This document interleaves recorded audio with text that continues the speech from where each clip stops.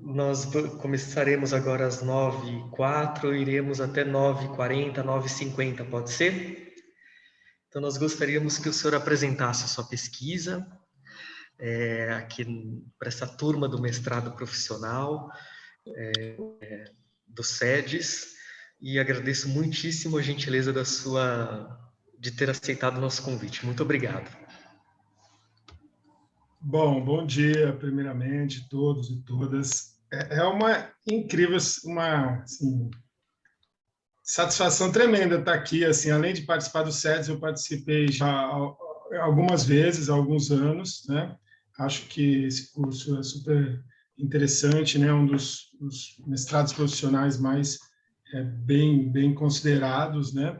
E, sobretudo, porque eu estou vendo aqui, além de vocês, que eu acho que é minha principal audiência hoje, duas admiradas professoras e queridas amigas, a professora Maria Tereza e a professora Fabiana Lucia, a quem eu já agradeço o convite. Enfim, eu devo registrar aqui o meu agradecimento. A minha formação em pesquisadora, ela, em boa parte, foi feita pelo convívio com a professora Maria Tereza e pelo conhecimento que eu pude absorver a partir dela, né? Então, acho super interessante. E a Lucy, minha colega hoje, minha amiga e minha colega de programa de mestrado da FDRP, tá?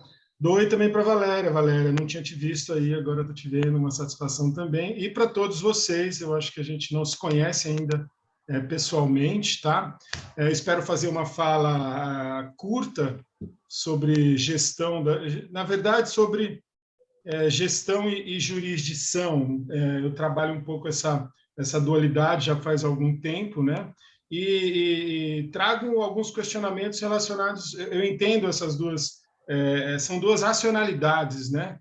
Que agora se encontram no exercício das profissões jurídicas. Então, o direito é exercido, evidentemente, com base na racionalidade jurídica, né? Todas as profissões jurídicas, mas não tem para cá, a gestão entrou de modo muito intenso e afetou a organização das atividades, né, das profissões jurídicas. Então, eu trabalho um pouco a partir desse dualismo, é em cima disso que eu vou, com base nisso que eu vou conversar. Eu preparei um slide, eu não sabia exatamente, Marco, como é que era, não te cumprimentei porque a gente já se falou hoje pelo Zap, tá, Marco? Mas, enfim, agradecimento para você também pela condução prévia, né, dessa aula. Eu tenho uma apresentação, o que você sugere? Eu acho que você pode tentar compartilhar conosco. Veja como prefere. Tá. Então vamos lá. No share screen. Tá aí já. Eu só Maravilha. Não sei se eu... Tá? Enfim, como, né, Teca, o professor Zé Reinaldo diz, me desculpe por trazer algumas obviedades, tá? Mas é um modo de organizar a reflexão aqui, que é o modo como eu tenho visto. E eu vou dividir, enfim, vocês, só confirmando, Luci, vocês estão vendo aí? Tá. Bom, eu vou dividir em 3 blocos, eu pensei até numa coisa um pouco mais extensa, eu vou dividir em 3 blocos. O primeiro bloco, direito e gestão, eu vou discutir um pouquinho essa relação, principalmente do ponto de vista da evolução, da questão dos cartórios, que foi um primeiro passo lá atrás, pensar a gestão a partir de cartórios judiciais, o CPC de 2015, né, que também reforça esse caráter de gestão dentro do contencioso judicial, de modo geral, e a ideia do juiz gestor, né? Essa ideia um pouco contemporânea, né? Mas de um juiz gestor. E modalidades de gerenciamento, eu vou tentar sistematizar 3 modalidades de gerenciamento, só para a gente poder, posteriormente, trabalhar com esses 3 do ponto de vista conceitual. E aí vou trabalhar impacto sobre profissões jurídicas a partir de uma ideia de burocracia eletrônica, né? Por conta da informatização. Eu acho que essa conversa de gestão começou lá há 15 anos e ela se desenvolveu bastante e ela foi atravessada por algo que veio de fora, que é a internalização de novas tecnologias em todas as atividades jurídicas. Isso revolucionou tanto a gestão quanto quanto as próprias atividades. Então, a ideia é pensar a partir daí. Essas 2 figuras que, no meu slide... eu sei por quê. Eu acho que eu tenho que fazer uma apresentação. Era para elas aparecerem daquele jeito, sabe? Mas eu acho que eu não vou conseguir nesse momento aqui. Eu vou ver a apresentação. É no slide show, professor. Aqui, né? Vamos lá. Aí. Isso, olha só. Era para apresentar isso enquanto eu falava, sem vocês verem as fotos, tá? Então, esqueçam das fotos. E aqui a gente tem, no início, né, a gente estava com o processo físico, era esse o cenário. A gente, que ia lá fazia a carga dos autos, ia encostar a barriga no balcão, ia fazer petição, juntar, e tinha toda essa ideia de escrever a petição e tal. Né? E esse cenário de dentro de um cartório, os processos físicos. E agora a gente tem aí essa situação, esse meme que houve por ocasião do julgamento recente do ex-presidente Lula, que assim o principal desafio da defesa era conseguir migrar entre os sistemas, né?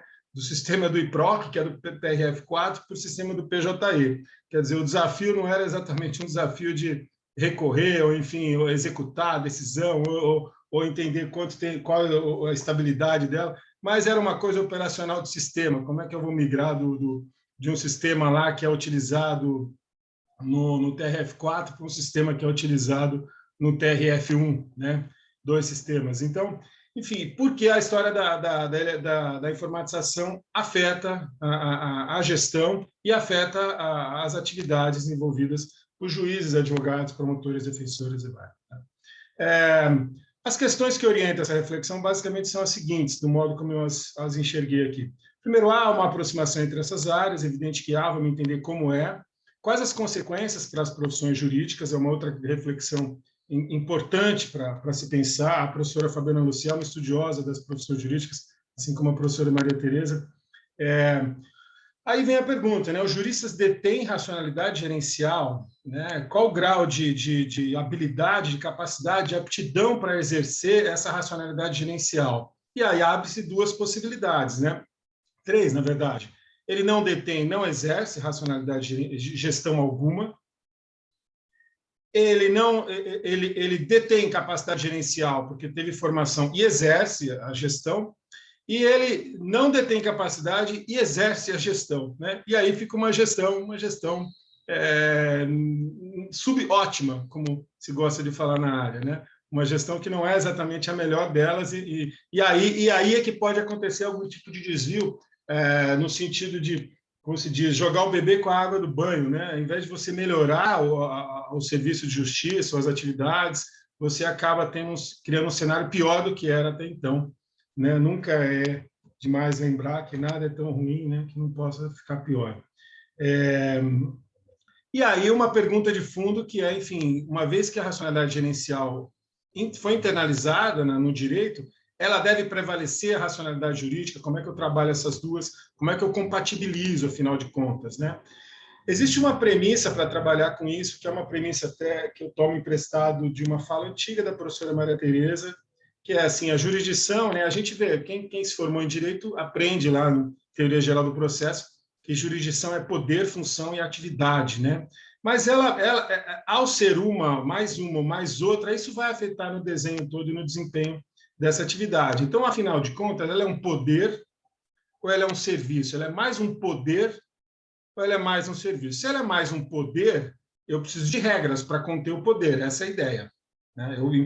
O direito processual são regras para conter o eventual arbítrio do juiz, então conter o poder.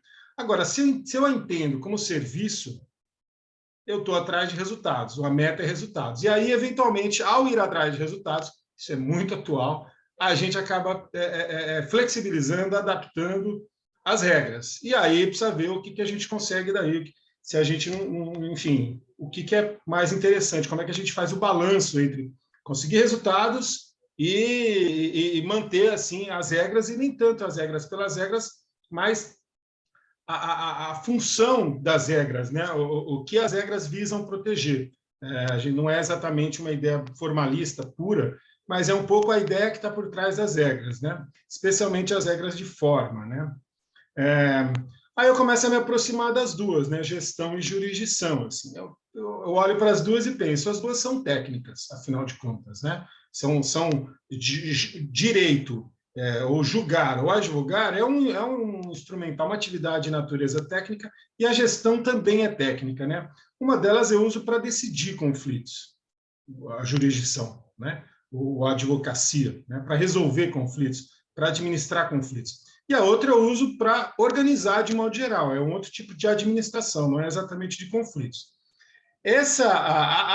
Embora as duas tenham natureza técnica, as diferenças de função entre elas, né, decidir ou organizar, elas acabam trazendo para a nossa conversa um velho embate conhecido, batido, enfim, muito bem trabalhado, da justiça versus eficiência. Como é que eu compatibilizo justiça com eficiência? Todos queremos ser eficientes, somos demandados por isso, e, por outro lado, temos aí, né, que produzir justiça. Isso que a gente faz, afinal de contas.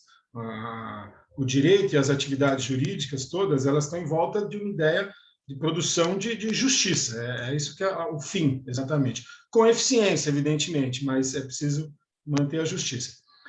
E aí, quando eu penso nas diferenças entre essas duas nacionalidades, olha só.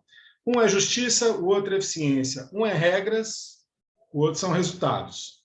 E aí vem uma coisa importante. Um é padrão, as regras trabalham com uma ideia de padrão, a ideia é padronizar, são condutas padronizadas, regras padronizadas, e um outro é adaptação, flexibilizar para poder atingir o resultado da melhor maneira possível. E aí a ideia de regra, de padrão, ela acaba ficando para trás. Uma empresa muda rapidamente seus procedimentos internos de produção, flexibiliza muito rapidamente para conseguir chegar no resultado de um modo mais eficiente, ótimo, né? No direito, a gente tem a possibilidade de adaptar, mas não é exatamente com a mesma liberdade, porque a gente trabalha com uma ideia de regras e de padrão. Então, esse embate entre padronizar e flexibilizar também vai aparecer quando for trabalhar qualquer instrumento de gestão dos processos, do acervo, dos precedentes, do que quer que seja, né? Existe uma outra possibilidade de pensar isso que eu gosto interessante. Eu estou aqui jogando ideias nesse momento só conceituais, porque eu sei que vocês têm, enfim, um trabalho para desenvolver posteriormente. E uma reflexão super interessante para fazer a partir disso é assim, bom, então, e o processo? A gente chama isso de processo judicial. É um processo produtivo? Porque eu tenho processo judicial, eu tenho processo de produção de um carro, processo de produção de um software, de uma patente, enfim, né? É um processo produtivo isso? Então, se é produção, qual que é a produção, né? E aí a gente chega de novo numa definição de processo, é uma ação continuada, né? Atividade, e o termo jurídico, conjunto de papéis e registros. Nessa definição de processo também aparece aquele mesmo dualismo que eu quero chamar a atenção aqui. A contraposição entre exigências opostas. Por um lado, uma ideia de processo me leva à ideia de marcha, de atividade. A professora Ada Pellegrini tinha um livro que era Marcha do Processo, né? Uma coisa de dinamismo, ele tem que avançar. Por outro lado, o processo também nos traz uma ideia de registro, de consolidação de informações, que é uma ideia estática. E eles, em algum momento, vão se chocar. Vai chegar uma hora que eu vou ter... se eu registro, eu crio burocracia demais e não avanço. Se eu avanço sem registrar, eu perco segurança, porque aquilo não fica registrado. Só para contar uma história, eu estou tocando uma pesquisa e houve uma digitalização do acervo, né? E a digitalização, ela tem que pegar o processo todo, digitalizar, e a regra é que se faça do processo integral, mas acabou que na hora foi preciso fazer só das peças principais, né? Não deu para fazer do processo todo, que era muito longo, né? E aí acabou que a gente toma o processo na mão e você não consegue entender o que aconteceu. Ainda que haja lá a decisão, você não tem esse registro, você não consegue nem trabalhar a partir dele, nem para fins de pesquisa, nem para fins de advocacia mesmo. Então, esse é o limite da história de você dar dinamismo, dar marcha e sem o registro, né? É o limite da burocracia, né? A burocracia, o registro tem, afinal, um papel. A gente tem que saber trabalhar dentro desse equilíbrio, tá? Como é que foi essa evolução? Então, até agora, eu joguei ideias que estão relacionadas a esse tema, possibilidades de entrada, de abordagem do tema, a partir de algumas perguntas, né? A ideia é que essas perguntas, posteriormente, vocês entrem no raciocínio de vocês nas pesquisas e atividades que vocês desenvolvem.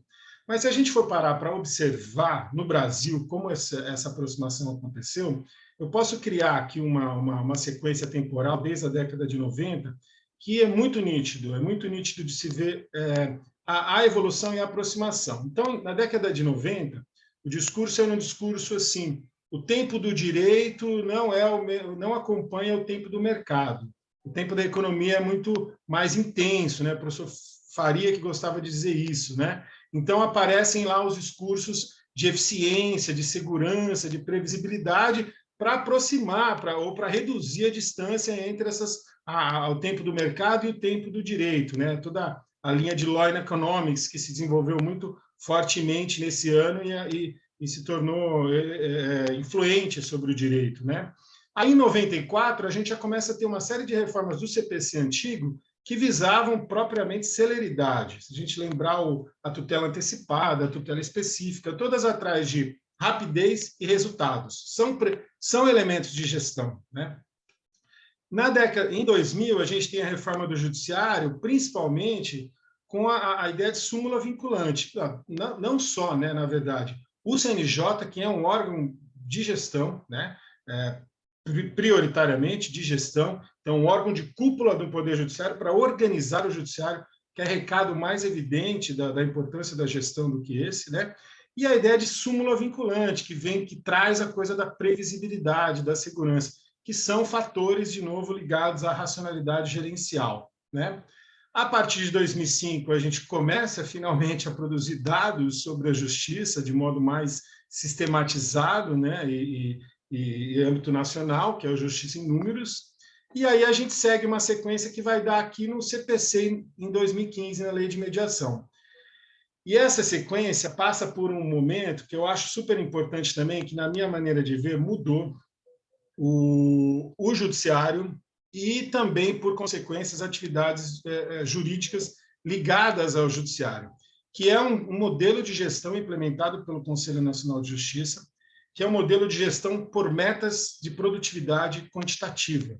Então, existem várias possibilidades de você estabelecer metas de produtividade, né, para sintetizar em termos de qualidade do produto, decisões melhores, decisões mais justas, decisões que se consolidam por legitimação, as partes aderem porque aquela decisão é a decisão mais justa, né? Elas resolvem efetivamente o conflito, né? E o conflito não continua ressuscitando e voltando a todo momento para o judiciário, e tipo de gestão que é mais, eu chamo de quantitativa, porque julgar uma quantidade maior de processos,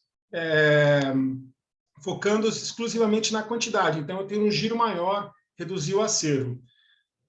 No modelo nacional, a gente optou por essa gestão por metas quantitativas, que, na minha maneira de ver, e aí é uma opinião pessoal, ela é importante, sim, né? Num cenário sem nenhuma gestão, é importante você ter metas, né? E começar por ali, mas é um começar por ali. Aos poucos tem que se pensar, além da quantidade, pensar na qualidade desse produto.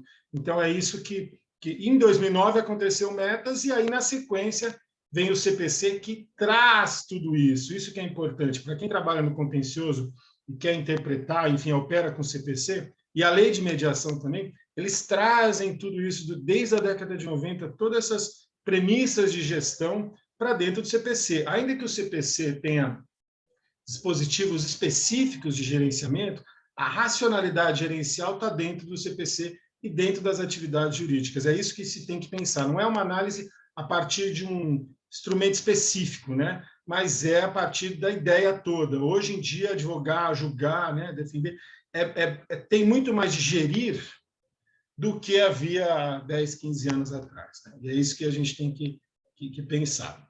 Bom, aí eu construí uma série de outras pesquisas, né, ou de dados, de informações sobre pesquisas já produzidas. Eu vou passar mais rapidamente por aqui, mais para apresentar os dados, porque eu tinha planejado algo até mais extenso, tá? Eu posso, eventualmente, depois voltar nos debates, nas perguntas para cá. Mas eu queria trazer assim, 3 momentos que coincidem com 3 pesquisas em gestão judiciária, em gestão e justiça, só para a gente ver a evolução.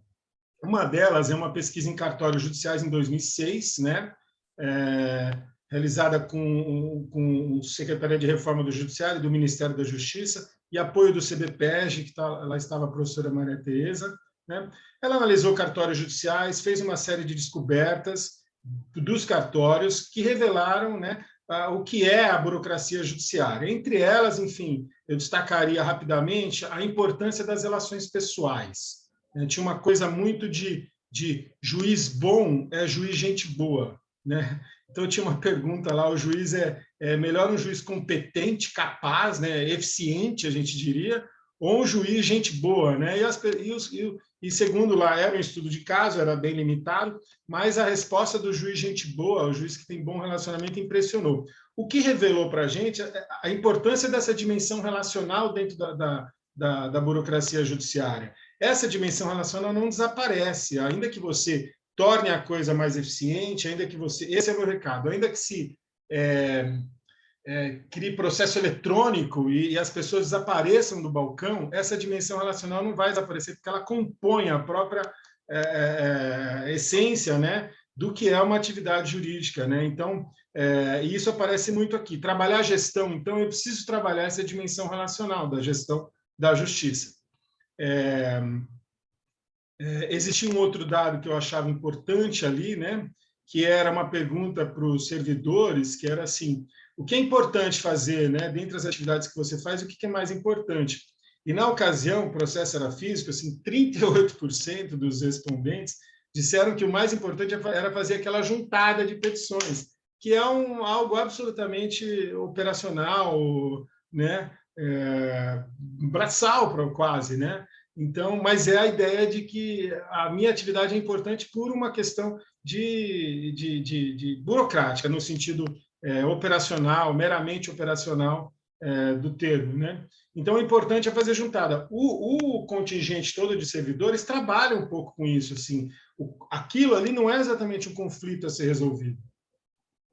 Aquilo é um processo a ser tocado rapidamente para o seu final. Para o cliente, evidentemente, que é diferente, e para o advogado também. Mas ali, talvez ali dentro, é um processo que eu tenho que seguir com ele, juntar rapidamente, dar andamento rapidamente, julgar rapidamente. E isso é evidente que vai afetar o modo como os advogados se relacionam com esse serviço, né? Ele vai ter algum tipo de dificuldade, vai ter algum tipo de consequência no modo como ele tem que se apresentar, né? Você e seu cliente dão muita importância para o conflito, como ele vai ser resolvido para a decisão, mas ali é uma questão de tocar, porque internamente é outra lógica que tem ali, né? São muitos processos. E aí a gente tem aqui um outro dado de 2016, que eu vou bater com o dado agora de 2021, de uma pesquisa de 2021. Esse é um fluxograma de uma publicação, tá? E aí, se a gente for ver, cada ato é o que tem que ser realizado para fazer uma única publicação. Então, a gente conclui assim, até que nem demorava tanto, né? Porque para fazer uma única eu tinha que fazer tudo isso. Não é que demora, não é que as pessoas lá dentro trabalham devagar. É que tem muitas micro-rotinas para serem feitas para dar conta de uma rotina básica. Então, acaba que tem um giro muito grande com uma produtividade, enfim, para alcançar algo muito pequeno, né? Então, você imagina, uma publicação tem que fazer tudo isso aqui, né? Esse dado é de 2006 e é de processos físicos, isso mudou, como a gente vai ver já já, tá? Bom, aí eu olho para esse cenário e eu faço a seguinte pergunta, né? Ok, a gestão judiciária, ou melhor, o Poder Judiciário trabalha com elementos de gestão bem precários, né? A burocracia, no sentido operacional, tem um peso importante, né? Existe lá uma dimensão relacional, os cartórios têm um papel. Agora, já que tem que gerir, qual que é a capacidade do juiz, que é alguém super importante ali para imprimir uma racionalidade gerencial, qual que é a aptidão e a capacidade que ele tem, a propensão que ele tem para gerir? Aí uma outra pesquisa, que já aconteceu em 2016, de um orientando meu, Paulo Ricardo Arena Filho, né? E aí ele fez um survey com juízes do trabalho estadual e federal, e aí ele concluiu, a conclusão é bem interessante, né? Isso em 2016, assim, 56 quase por cento, 55,7%, confirmaram que reconhecem que tem capacidade para a gestão da vara. Eu tenho, né? Esse dado é bem interessante, 55%. Mas o importante, né, olhar é que 44% disseram que não tem essa capacidade, que não é um número baixo, né? A gente olha até para o não aqui, o 44% disseram não tem essa capacidade. E quando se pensou o que é necessário para desenvolver essa capacidade, alguma outra formação específica, até para a gente imaginar que tipo de gestão é que tem sido praticada por aqueles que se dizem ter a capacidade, aí a gente vê que a maior parte dos juízes entrevistados, nas 3 esferas, disseram que não é necessário nenhum outro conhecimento, que é essa coluna vermelha, tá? Não é necessário nenhum outro conhecimento, além do que eu já tenho, direito, concurso, carreira jurídica, e uma experiência aqui de 10, 20 anos na vara, né? Para eu fazer a gestão, né? Só que aí tem algumas diferenças que eu acho interessantes para eventualmente pensar, né? Aí vem as outras áreas que eles reputam interessantes. O azul é a administração, evidentemente, público e privado. Então, para quem disse, olha, eu preciso ter conhecimento em administração, até aí sem novidade. Agora, curioso que, para além disso, na magistratura federal apareceu muito, eu preciso ter formação em psicologia, né, esse amarelo. Para a magistratura estadual, apareceu um pouquinho ali, mas muito pouco de ciências sociais, mas quase desprezível. E na magistratura do trabalho aparece ciências sociais, que é esse roxo com um pouco mais de presença, o que é representativo, né, um pouco do perfil de cada um desses magistrados, né? Então, para gerir, o juiz federal entende que ele precisa conhecer a administração e psicologia. E o do trabalho, a administração e ciências sociais. E o estadual diz, olha, a administração só quando muito. Às vezes eu nem preciso de administração, porque a maior parte diz que não é necessário conhecimento extra, né? Então, tem percepções diferentes do que é gerir. Então, dizer assim, eu faço gestão, né? Depende da concepção que você tem de gestão. E é isso que vai desenhar a qualidade da gestão que você implementa, né? A partir de você pode, em resumo, o recado que eu estou querendo dar é que tem gestão boa e gestão ruim. Não é só porque é gestão que é boa. E tem não gestão também, né? Tem aquela coisa desgovernada. Mas tem gestão que é boa e tem gestão que é ruim. Aí vai depender um pouco de como que a melhor gestão é aquela que consegue compatibilizar as exigências opostas, no nosso caso, a justiça e a eficiência. E eu acho que eu vou começando a caminhar para um fechamento, né? Mais um dado da pesquisa do Paulo, que era a gestão que os juízes praticam, esses que praticam, basicamente a gestão por fixação de metas, na linha do CNJ, né? 63%. Né? Vamos jogar para 2021. Né? É uma pesquisa recente, ainda nem publicada, ainda ela foi apresentada num seminário, né? Uma pesquisa que foi feita entre eu, professora Luciana Jung, do INSPER, e Carolina Langbeck-Ossi, né, da USP de São Paulo, com fomento do Instituto Betty Jacob Laffer, é preciso que se registre. A gente foi atrás da burocracia eletrônica, a gente foi atrás da gestão agora com a informatização. E o resultado, esse é o recado, não dois principais resultados. O primeiro é evidente que a informatização mudou tudo o que acontece dentro dos tribunais. Por outro lado, há determinadas características que foram vistas lá em 2006 que persistem. Elas existem, inclusive, a informatização. Elas são muito internalizadas, né? Embebidas dentro da atividade dos cartórios, e elas não desapareceram. Então, por exemplo, a quantidade de andamentos processuais distintos que se registram, uma conta bem básica, né? O que é andamento distinto? Assim, quantidade de atos diferentes que cada secretaria, cada vara tem que fazer para dar andamento ao processo. E a gente tem aí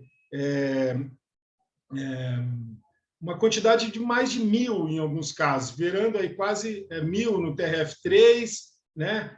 Quase 1.000 no TJSP, uma variedade muito grande de rotinas para que sejam feitas, né? e de rotinas realizadas também. Quando a gente olha rotinas realizadas para o processo, você tem ali 5 mil, chega o TRF2, chega a 250 mil andamentos processuais realizados. Então, é algo bastante volumoso, é aquele mesmo gráfico da complexidade da publicação jogado aqui, é muita coisinha pequena para fazer, para conseguir dar andamento. E um outro dado interessante, que é esse em azul, esse é quem realiza os atos nos processos, né? Azul é servidor, aí vem outros e juízo laranja, né? Então, a gente vê que é basicamente 3/4, se não mais, dos atos tocados no processo são atos tocados pelos servidores, né? Por isso que o judiciário tem lá 270 mil pessoas e 250 mil são servidores. É, evidentemente, uma burocracia, tem que ser entendida dessa maneira, né? Como serviço também, que exerce um poder, evidentemente, mas tem que ser compreendido dessa maneira para se conseguir trabalhar em cima disso. E o curioso, né, é que esse outro gráfico é quantos dias demora, em média, para praticar esses atos.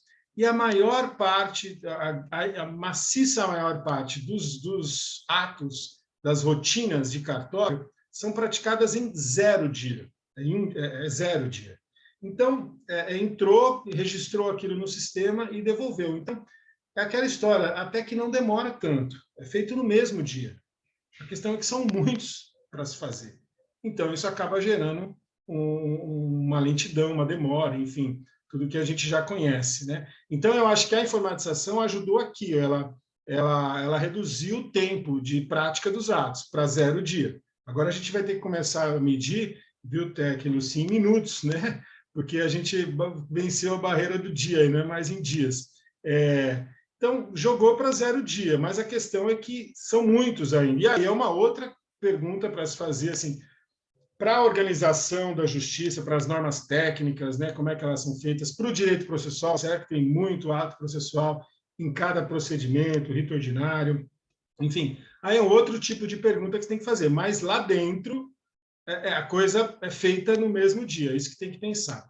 Eu teria ainda, viu, acabou que, né, tem uma reflexão final, mas que a gente pode, impactos, né, que a gente pode... Tem 2 questões, agora eu não sei, eu estou em tempo, deu 41, tá, Marco? Eu posso parar aqui e ouvir e depois fazer... Eu vou me permitir 1 minuto, pode ser para fazer só uma coisinha aqui que passou, que é o seguinte. Quando a gente pensa em gerenciamento de processo, e aí né, que a ideia de gerenciamento de processo, eu acho que a gente pode dividir em 3. A gente pode... Porque o que é o gerenciamento de processo? É um conjunto de técnicas que se usa de gestão para conduzir os processos judiciais. E aí eu posso pensar tanto no juiz conduzindo esse processo, quanto no tribunal conduzindo o volume de processo, quanto o advogado, que também exerce um tipo de gerenciamento ali dos seus processos, né?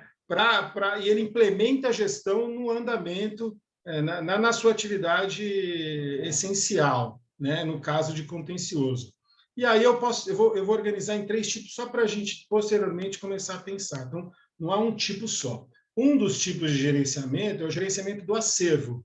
É esse que os tribunais fazem. Olha, eu tenho tantos por cento, meta 2, tem que baixar tanto. Então, ele trabalha muito com a ideia de litigiosidade. Eu quero reduzir a litigiosidade. E isso vai caminhar até passar por coletivização das decisões, que é IRDR, recurso repetitivo, todo aquele conjunto de ferramentas do CPC novo, e vai chegar na inteligência artificial. É isso que se tem desenvolvido em inteligência artificial. Técnicas de identificação de semelhança entre casos para julgamentos coletivos. Então, a gente tem usado, tem investido em tecnologia, principalmente para gerir o acervo de processos nos tribunais, reduzir acervo. Outro tipo é um gerenciamento que eu faço de dentro da vara e eu olho para cada caso e digo para onde esse caso tem que seguir, que tipo de trilha ele tem que seguir. Ele tem que seguir na trilha do acordo, na trilha da decisão, na trilha, enfim, de uma suspensão, na trilha da extinção sem resolução de mérito, porque esse caso não merece prosseguir.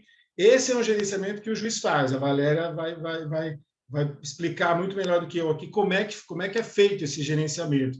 E ele trabalha com a ideia de meios alternativos de resolução de conflito, evidente, porque eu tenho um sistema multiportas, né?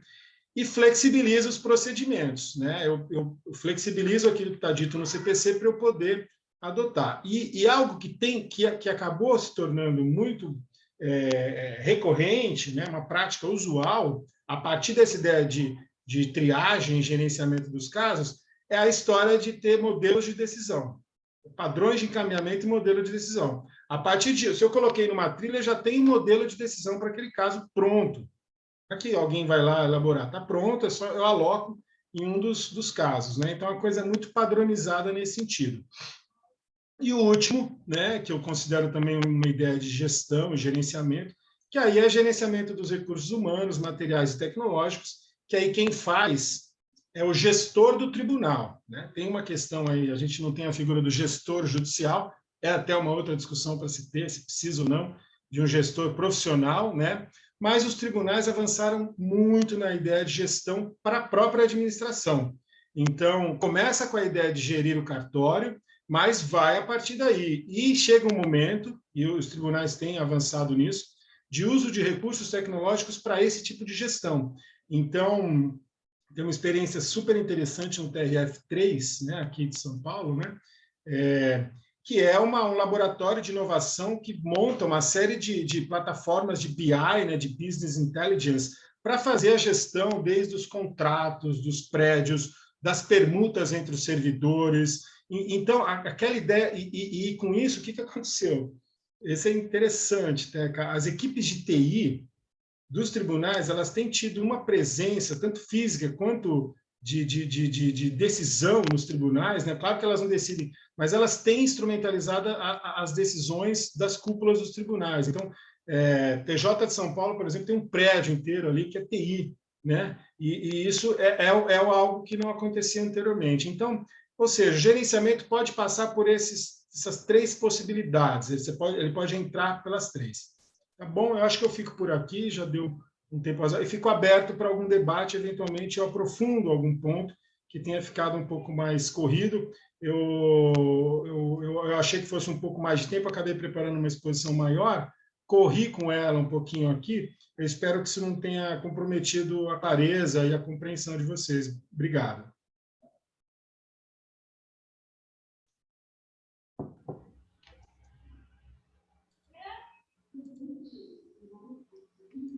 Renata, por favor, pode fazer a pergunta. E Maria Heloísa na sequência.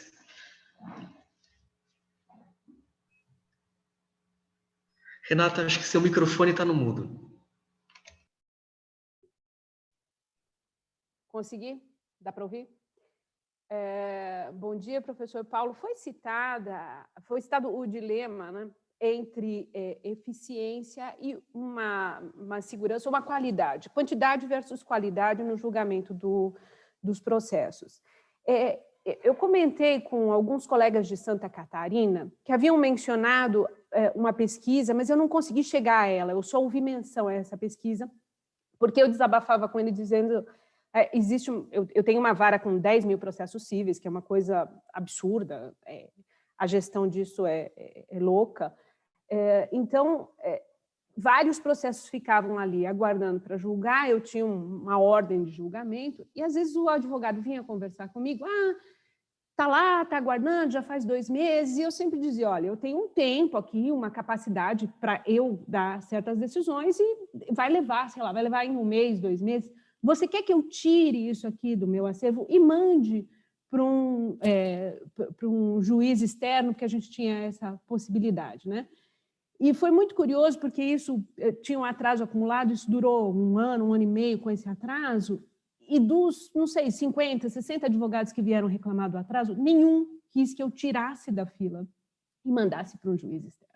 Eu comentei com esses colegas, e eles disseram que foi feito um estudo dizendo que o jurisdicionado, nesses casos que demandam um julgamento, né, mais personalizado, eles preferem esperar um pouco mais e ter a garantia de que seu processo vai ser lido, olhado com cuidado, visto por quem cuidou dele desde o começo, do que obter um resultado rápido, mas que é um resultado qualquer, né? Aquele resultado que o pessoal diz que é médico de SUS, né? Olhou 15 minutos e bota para fora. O professor tem notícia de algum estudo nesse sentido? Legal, Renata. Obrigado pela pergunta.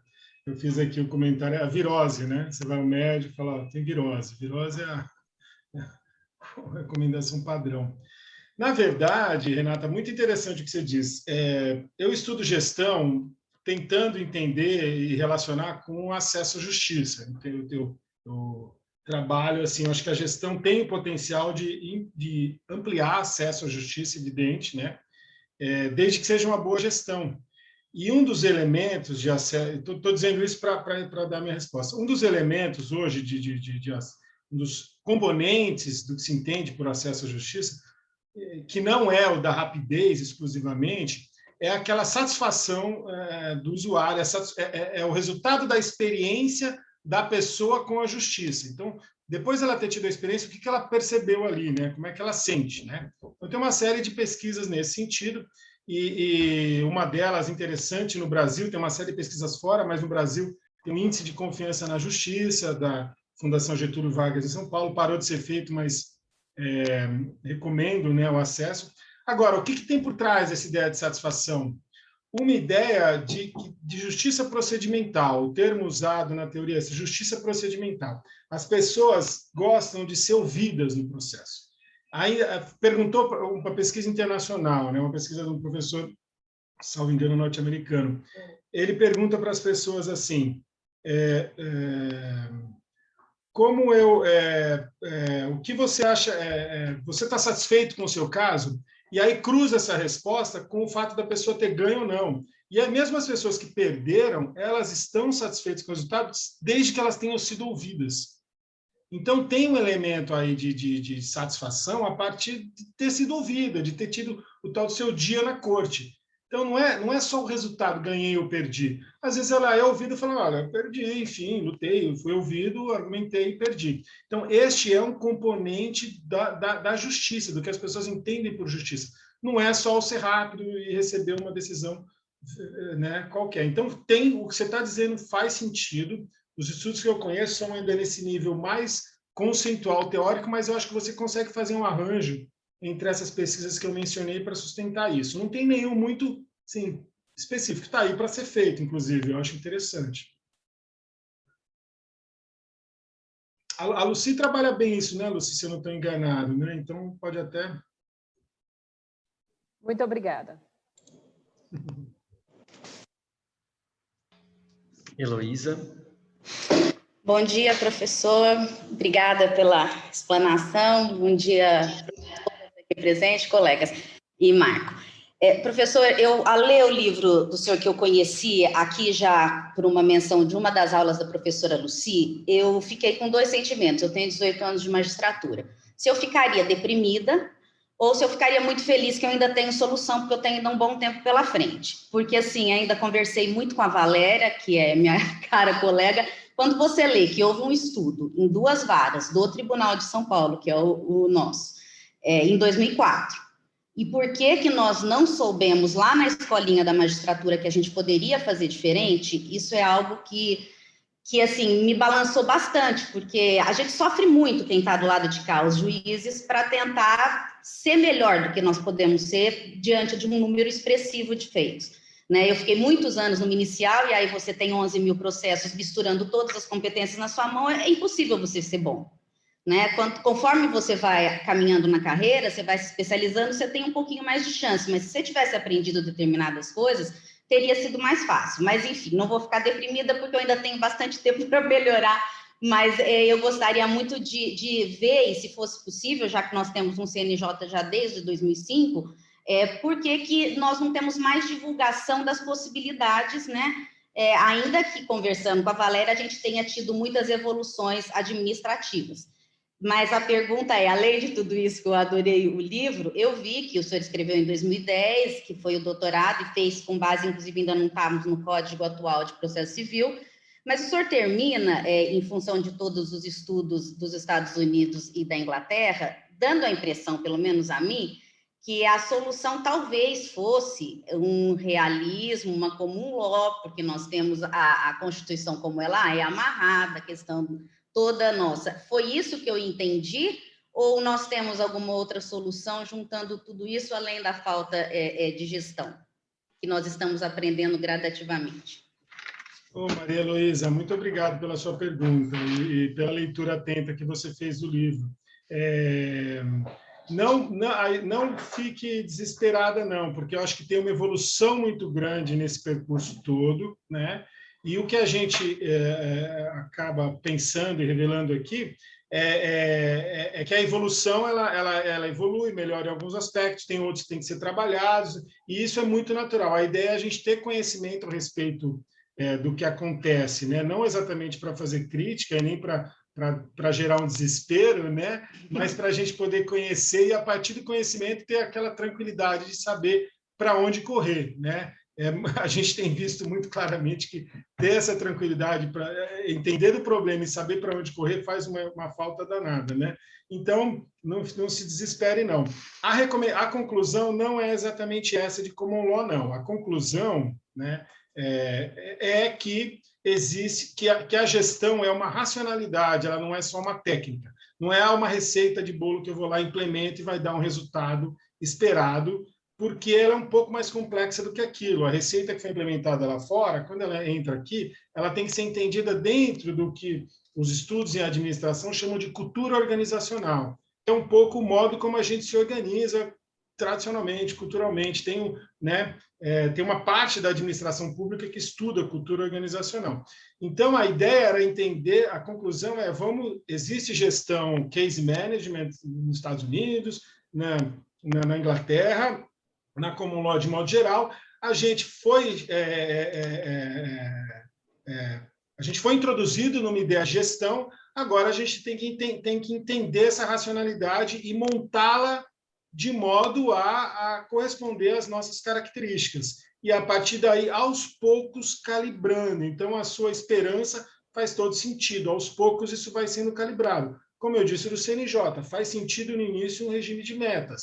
E aos poucos, isso vai mudando, né? É um pouco uma crítica às soluções fáceis. Eu acho que não é nem uma receita de bolo, é uma racionalidade, tem que ser entendida num plano mais complexo.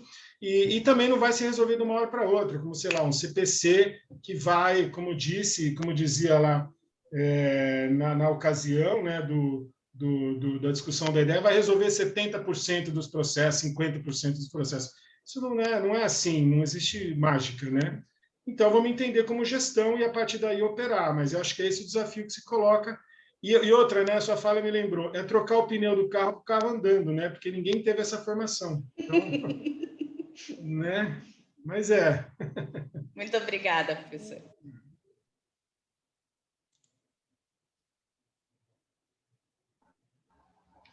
Roberta, você tem alguma pergunta?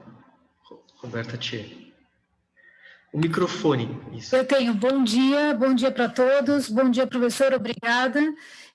Essa aula foi excelente, na verdade, eu acho que mais para todos os colegas que são aqui do curso, colegas do curso, que são os magistrados, porque somos pouquíssimos advogados aqui, claro, a gente aproveita. Minha pergunta vai na pontinha da sua avaliação, aí dessa pesquisa, que o senhor falou sobre uma dimensão relacional que não desaparece. Ainda essa pesquisa foi feita na questão dos processos físicos, né? Ainda muito da avaliação pegou os processos físicos. Claro, agora nós temos quase todos os processos digitais, com algumas poucas exceções dos que remanescem ainda dos processos físicos que permanecem. Mas a minha questão é exatamente essa. Há uma ampliação da sua pesquisa com relação a essa questão da dimensão relacional do advogado, do contato do advogado com o magistrado, inclusive porque uma das perguntas que o senhor referiu é exatamente essa da questão do juiz gente boa. Porque, veja, isso me interessa muito e tenho certeza que a todos os advogados interessam muito, e nós estamos aqui num grupo privilegiado, porque nós temos, se esses magistrados estão aqui, é claro que eles têm uma outra relação com os profissionais os advogados, talvez os promotores, mas eles têm uma outra relação com os advogados. Esses que estão aqui, é um privilégio nosso, inclusive, conviver com essas pessoas que estão aqui, que eu considero mais num grau melhor. Mas há muitos profissionais, como há muitos profissionais advogados péssimos, há muitos profissionais magistrados que não têm esse relacionamento com os advogados. Acham que não é uma prerrogativa nossa dos advogados querer despachar, e não significa que o juiz é gente boa por receber. Há uma extensão dessa sua pesquisa, a gente pode ver o outro lado disso, porque essa sua pesquisa é toda da gestão e claro, abarca muito para os magistrados, mas e para nós, para os advogados? Tem uma extensão, a gente consegue chegar nisso aí para a gente ver qual é o grau do que nós estamos conseguindo ter esse relacionamento com o magistrado, que isso é importante, na verdade, e com o processo digital parece que veio uma cortina e travou, e a gente não tem mais esse contato. O juiz acha, muitos juízes, eu não estou generalizando, por favor, caros colegas, respeito a todos, como eu disse, fiz um elogio a todos vocês, acho que é um privilégio para nós podermos conviver com vocês aqui, mas há muitos magistrados que não fazem esse relacionamento e não querem o nosso contato, quando isso é importante para o tripé da justiça, inclusive, para o que significa a justiça. Então, há uma extensão dessa pesquisa, a gente consegue ver essa pesquisa? Muito obrigada. Roberta, eu que te agradeço. Sim, eu tentei fazer uma fala. Essa pesquisa toda partiu muito de gestão da justiça, mas eu tentei, na medida em que aparecia, fazer alguma relação com a advocacia, porque eu parto da seguinte premissa, né? Para a advocacia de contencioso, para a advocacia de administração de conflitos, o modo como o judiciário se organiza reflete diretamente, né? A gente acaba fazendo em função disso, né? Então,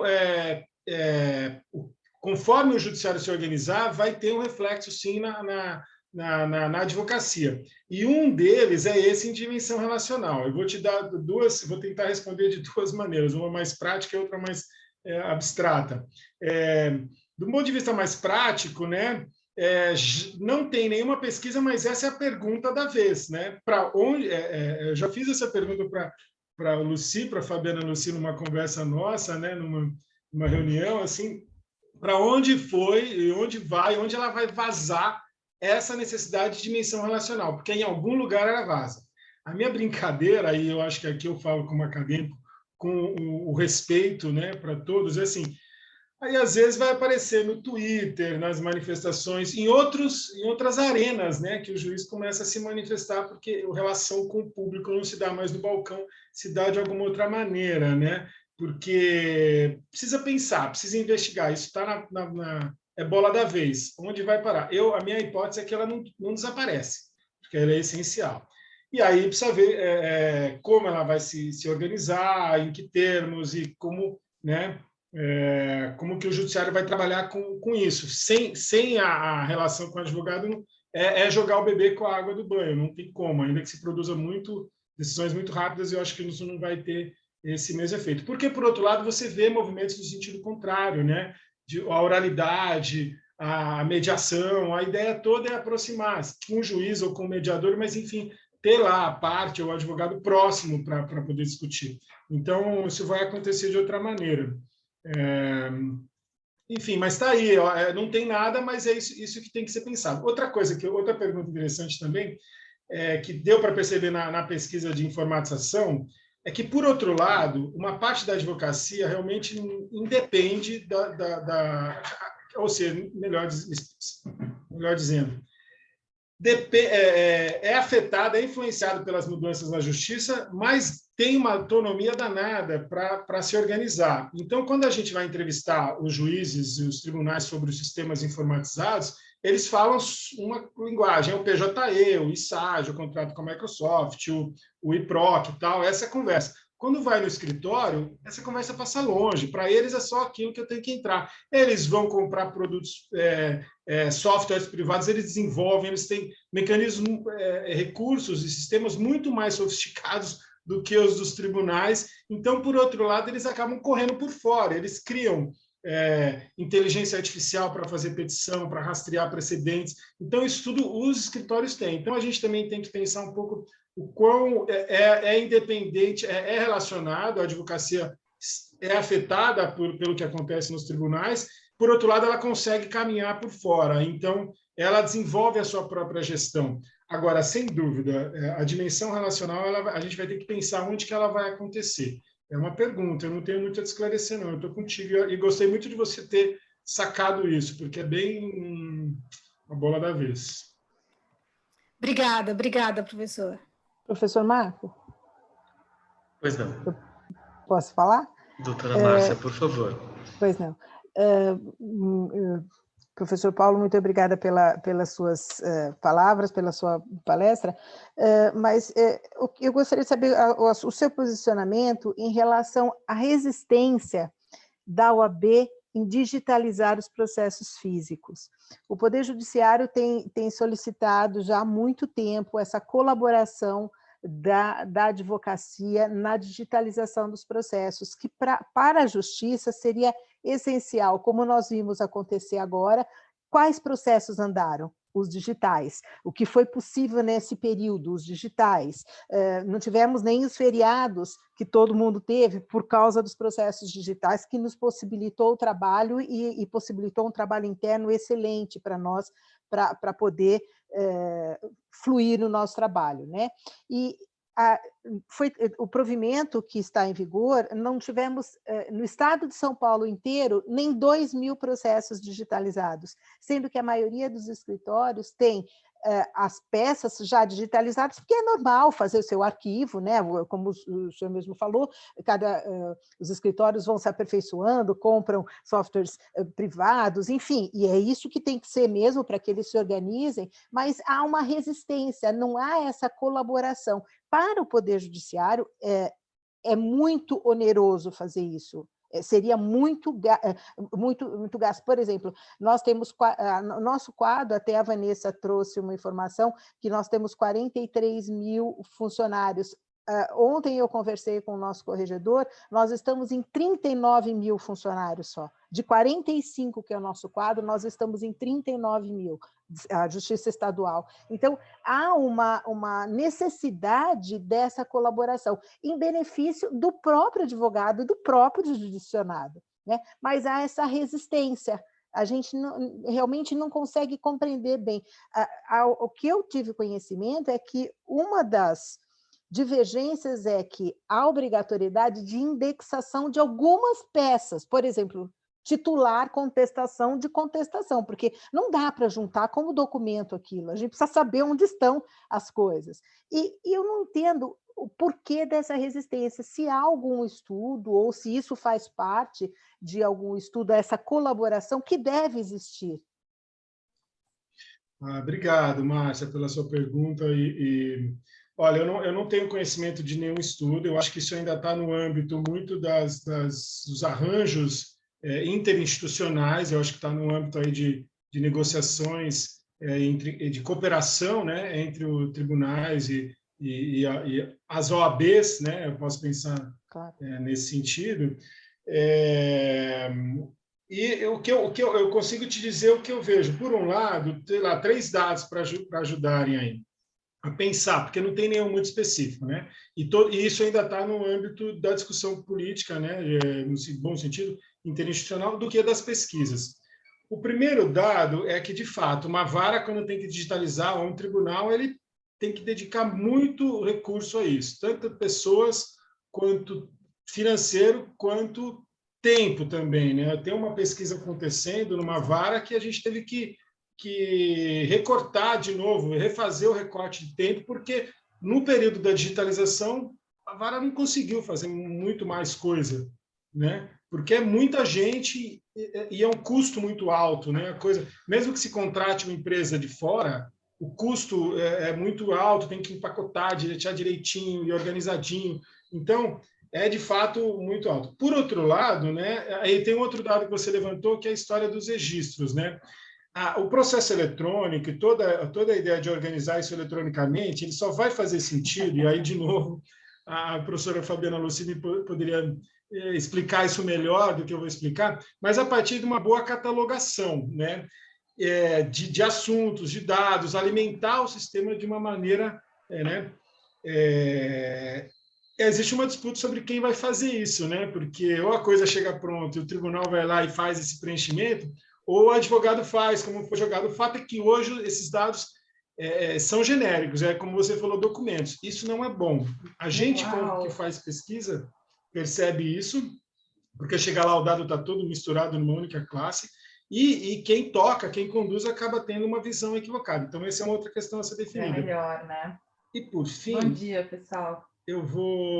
Por fim, eu vou dar um outro exemplo. Assim, a gente foi ver o TRF4 lá, né, tem um sistema IPROC, a gente foi entender como é que ele foi feito, e uma das características é que ele foi feito junto com a OAB. Então, tinha uma coisa lá de parceria e construção, a OAB, inclusive, deu treinamento para os advogados. Tinha um cara lá da OAB que ele falou que passava metade da semana rodando o interior do Rio Grande do Sul, dando treinamento, e é um dos sistemas mais bem avaliados pelos advogados. Isso não quer dizer que ele seja o melhor, eu não estou dizendo isso, tá?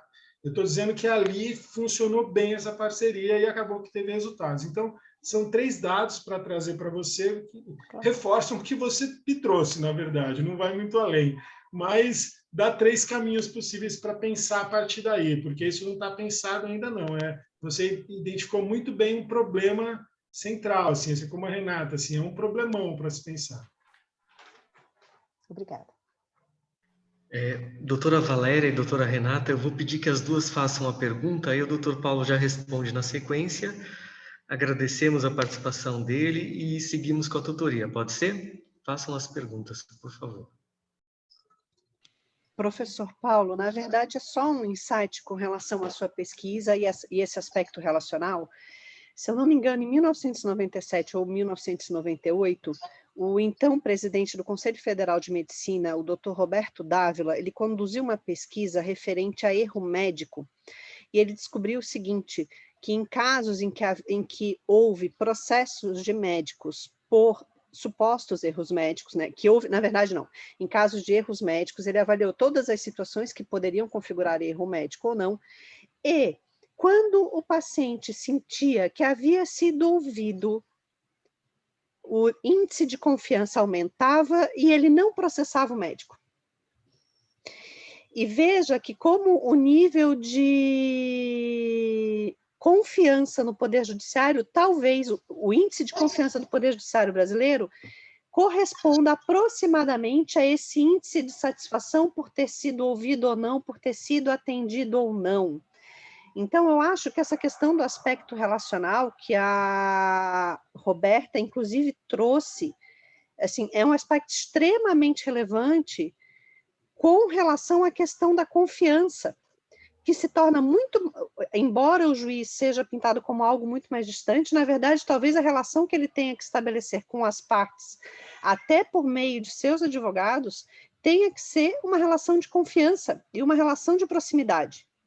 Né? Lembrando lá do 131, que é o advogado indispensável de administração da justiça, e eu trago essa visão até porque eu advoguei 8 anos antes de fazer concurso. E isso se relaciona também com a questão do juiz gente boa.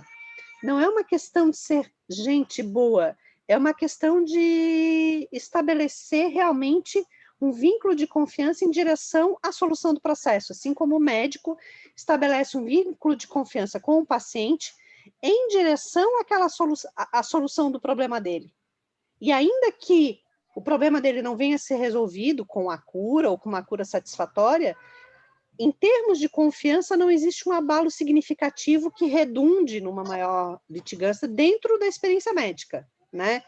Trago aí um insight que, de repente, o senhor claramente já deve ter, enfim, ter conhecimento ou não, só para, enfim, estabelecer uma relação entre as duas coisas, né? É legal, Renata. E se o médico continua com a autoridade de dizer o que aconteceu, né? E eu acho que isso que acaba sendo importante. Quando a gente joga lá, o limite disso é realmente a relação se tornar uma tal que desapareça essa autoridade e comprometa, porque essa distância tem uma razão de ser. Uma, assim, é muito advogado, não dá realmente, né? Enfim, tem que trabalhar isso também, não dá para atender sempre todo mundo, porque é muito isso, especialmente no Brasil. Por outro lado, tem uma razão de ser esse distanciamento, que é um pouco manter essa legitimidade. Só que aí, né, a gente está falando, né, Teca, como poder, e aí eu não estou mais como serviço, porque tem a história de poder julgar e impor a decisão. A proximidade pode comprometer, mas no seu caso, o médico continua tendo autoridade para dizer qual que é o tratamento necessário. Então, dá para aproximar sem comprometer a legitimidade, a autoridade decisória. É interessante. É uma proximidade técnica, não uma proximidade pessoal. Né? A expressão gente boa dá a entender de uma proximidade pessoal, que, na verdade, não reflete em nada o trabalho nem dos advogados, nem dos juízes. Valéria? Falar?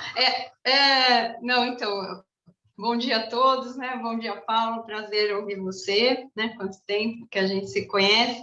Na verdade, eu queria perguntar para você uma coisa que eu já fiz um estudo em 2014, num grupo de cooperação judiciária que eu participei no CNJ, até antes do CPC, né? E eu tenho uma ideia, assim, a gestão, não mudou a perspectiva de gestão hoje, porque eu acho que naquela época do nosso estudo no CBPEG, a gestão no processo físico, nos cartórios com processo físico, estava muito mais voltada exatamente a uma questão administrativa, de como administrar aquilo, como administrar volume, muito mais ligado à quantidade, então veio aquela ideia do CNJ cobrar metas, tá? Mas você não acha que hoje a gente devia mudar essa perspectiva de gestão para algo mais ligado à cooperação judiciária? Porque apesar da cooperação judiciária interna, né, ter sido levada para o CPC, naqueles artigos 63, 64, se não me engano, eu acho que ela é mal compreendida ainda por todos nós, né, inclusive magistrados. Então, eu acho que seria essencial, assim, os tribunais estabelecerem ou montarem um sistema de cooperação judiciária, até para que, assim, haja essa cooperação entre juízes e advogados, entre juízes e servidores, entre servidores e entre os juízes da base com os juízes da cúpula, né? Eu tenho uma ideia, assim, que seria uma gestão segmentada, mas que teria que ser montado um sistema, porque eu acho que muita coisa se perde do nosso trabalho. Então, tem boas práticas de alguns servidores. Eu, por exemplo, tenho um que montou um roteiro de uso do SAGE e estabeleceu até uns horários para cumprimento de determinados atos.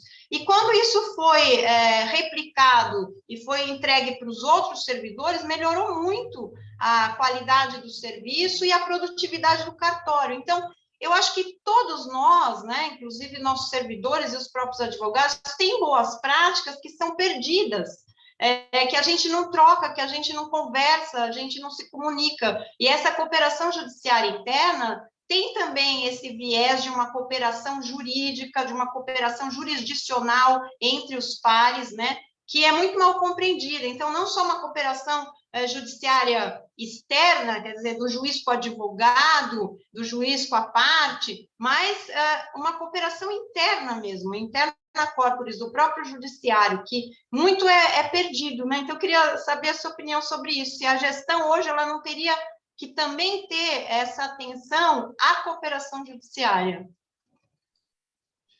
Ô, Valéria, que bom falar contigo também, mesmo, te encontrar, mesmo à distância. Obrigado. Sabe que essas aulas são muito interessantes, né? Porque é realmente uma troca. A gente reúne aqui, a gente para organizar nossas ideias e começa um debate, e aí tem outras ideias a partir do debate. Eu já tive várias aqui pensando, e essa é muito interessante, Valéria, porque você falando, eu fui pensando a partir disso. Eu acho que sim, pensando assim do ponto de vista de gestão, né? Gestão simples, gestão sofisticada. A gestão sofisticada é por algum mecanismo de distribuição, de cooperação, de cada um faz uma parte para que nem todos tenham que fazer a mesma coisa. Então, eu acho que é uma sofisticação do modelo de gestão, sem dúvida, e eu acho até que já estamos caminhando para isso, não do ponto de vista do CPC também, porque tem aquela história de novo, né? Põe na lei e acha que as coisas acontecem imediatamente. Mas, se a gente pensar, por exemplo, cartórios, né, essas centrais, que hoje tem sido cada vez mais comuns, central de mandado, central de leilão, tem até central de expedição, né? Elas acabam, elas centralizam, você acaba, é uma forma de cooperação interna, né? E aí, isso, uma outra é essa também para primeira e segunda instância. E me lembrou uma coisa, assim, que eu queria também pensar, reagir como ideia, né? Reflexão aqui, só pensando. Aí vai bater na história do poder também, porque você reorganiza hierarquias, né? Então, pensando no cartório, você, sei lá, tem uma coisa com o cartório que cada um tem o seu cartório, essa coisa é muito tradicional, vem de muito tempo. Então, quando você tem que dividir... O que eu tenho ouvido na história dos cartórios centralizados é uma resistência nesse sentido, não dos juízes e nem de ninguém específico, mas um pouco do debate. Quando essa coisa acontece, vem, peraí, mas não vai ter o meu cartório e tal, como é que vai ser essa relação tão importante entre juiz e diretor, que de fato, né? E aí, quando você joga para o tribunal, você falou assim, não, uma coisa menos, e eu vi assim, uma coisa menos piramidal, né? Uma organização hierárquica, e isso também vai bater numa coisa de modo como o judiciário se organiza hierarquicamente, que é outra enorme, delicadíssima questão que, né, aí, né, acho que isso é uma outra... Eu acho que a gente chegou nesse ponto, sim, eu acho que a ideia de gestão está cutucando ali a ideia de como o judiciário organiza seu poder. Enfim, interessante. Eu gosto de pensar na cooperação. Vou aderir, Valéria, vou trazer... Vamos conversar mais. Legal. Obrigada. Bom, gostaríamos de deixar o convite, então, para o Dr. Paulo Eduardo voltar outras vezes. Muitíssimo obrigado. Eu acredito que essa fala de hoje vai contribuir com grande parte dos trabalhos e pesquisas que estão sendo produzidas por cada um dos mestrandos. Agradecer a participação da doutora Maria Luísa, doutora Thier, Renata, Valéria, Renata Manzini e também doutora Márcia. Muito obrigado. Então, encerramos agora essa aula e continuamos no mesmo link na sequência, com intervalo de 1 minuto ou 2 para um cafezinho, com as agendas de tutoria. Muito obrigado, professor Paulo e demais colegas. Obrigado. Paulo, um super prazer de te encontrar, viu, Paulo? Um beijo grande.